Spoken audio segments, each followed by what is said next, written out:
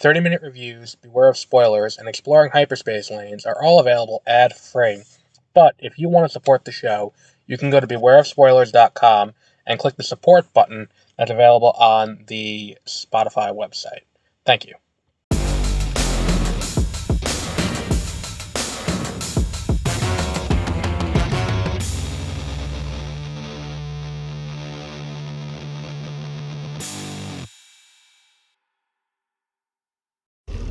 Good morning, and welcome to Beware of Spoilers. I am Adam on this cold enough for my car to be dramatic morning. So, it's Friday. I made an error, namely the fact that my week's all fucked up because I was off Monday because of New Year's. So, my usual schedule of third day of the week, of the work week, that's when the new episode of Percy Jackson drops, didn't apply. Because I woke up on yesterday morning, like, oh fuck, it's Thursday. I'm supposed to have Percy Jackson today. I didn't watch it last night, so let's do it today. So here we are, doing it today. But beyond that, same goes for movie. We're going to be seeing either Poor Things or Ferrari tonight. I gotta see which I feel more up for. I don't know why I keep postponing it. I just keep well, yesterday I was exhausted. Regardless, good morning. So, here's the thing about this episode. I haven't read the book, and I've been outspoken about that for the entire time I've been doing this coverage. I have not read the book. I'm not familiar with the world of Percy Jackson and the Olympians. It's not like Harry Potter, where I know, okay, this is where we are in the story, this is where we need to go. I think this is fairly well paced, but I feel like the earlier thing with the echidna would have gotten cut in a in a theatrical release, if I were to venture a guess, because it's not exactly the most engaging. It doesn't exactly add the most to the plot. The episode's only like a half hour long too, but like the whole thing on the train, I'm kind of like, all right, let's just, like, can we just get to the underworld? And I get why you don't do that. It's because it's expensive to render that, and you know, we don't want to blow the entire budget on that. And another weird thing I noticed is, why are there act breaks in this? It's not a terrestrial television show. It's a streaming show. Why do we have act breaks built into this? And then I realized, I'm like, oh, this is the first show that Disney Plus has made since they started the ad-supported tier, so it's just gonna happen now. I'm kind of not thrilled about that. Because one of the good things about streaming so far has been, one of the few good things about streaming shows has been the HBO approach, where HBO does not have act breaks in their shows. If you're watching an hour of TV or a half hour of TV, and you're just watching it straight through. It is, the episode ends, cuts to black when the episode ends. It does not, cut to black before that. Unless it's The Sopranos. And the issue that I have with this is that it's like, it breaks the flow a little bit, especially if you're watching on an ad-free tier. It's just a little weird, is all. And I'm not saying it's necessarily entirely bad, but it is not the best way to go about showing. Like, it's not the best of presentation. If you don't have to have ad breaks, don't do it. And, like, up until now, you've just been kind of haphazardly inserting the ads anyway, so why not just continue doing that? Or just like, okay, here's where we can do it, instead of having the entire show grind to a halt for an act break, if we don't have to do that.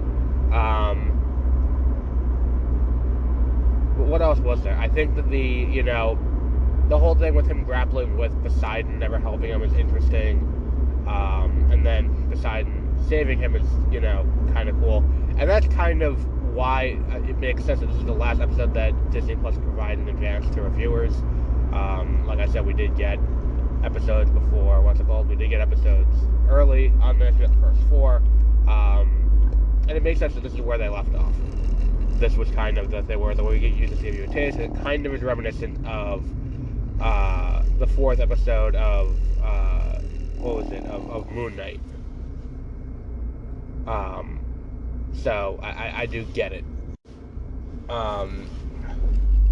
That said, I do think this is the weakest episode. I don't think there's enough really being dealt with, and I think that it's like, what's carrying this show is the 3 kids who are leading it: Percy and Annabeth, and I forgot the satyr's name. But their chemistry is great. And again, like Harry Potter, and like we've talked about in past weeks, without that, the show doesn't work. And I think that they nailed it in this show. So, good for them. And I saw something where it was like, 4 seasons down the line, we could see, something big happening. And it's like, yeah, well, should we get there first? And the other issue I had with this, watching this, is there's a lot of leaps in logic that are just kind of accepted and not really explained as to, like, okay, well, maybe that's not true.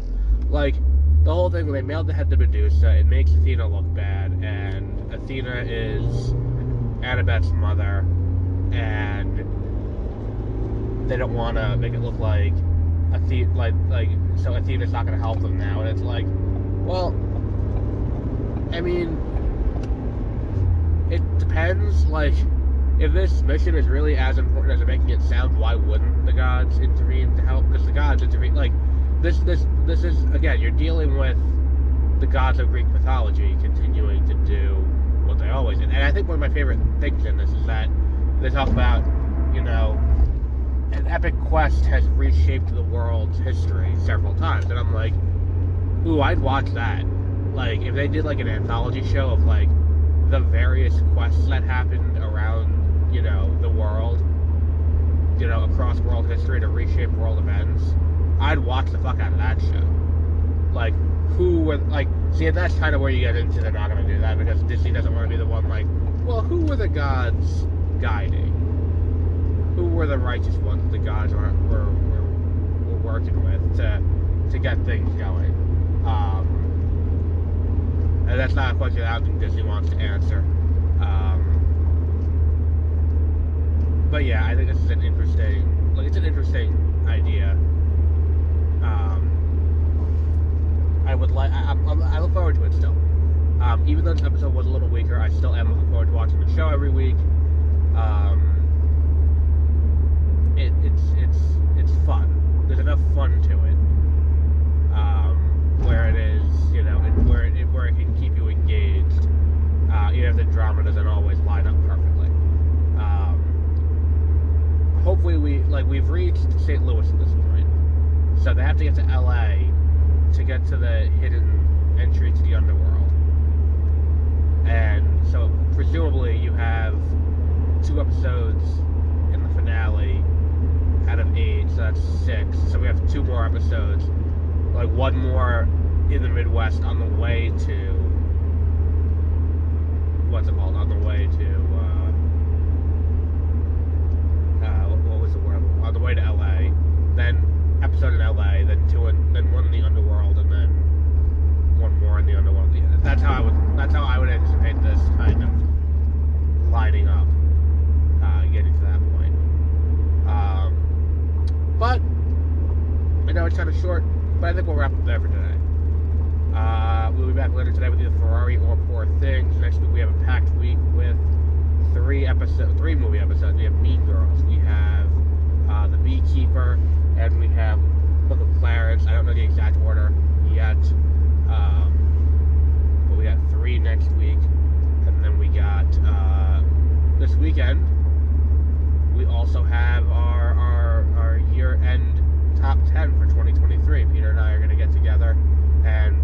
together our list of what the best movies of 2023 are.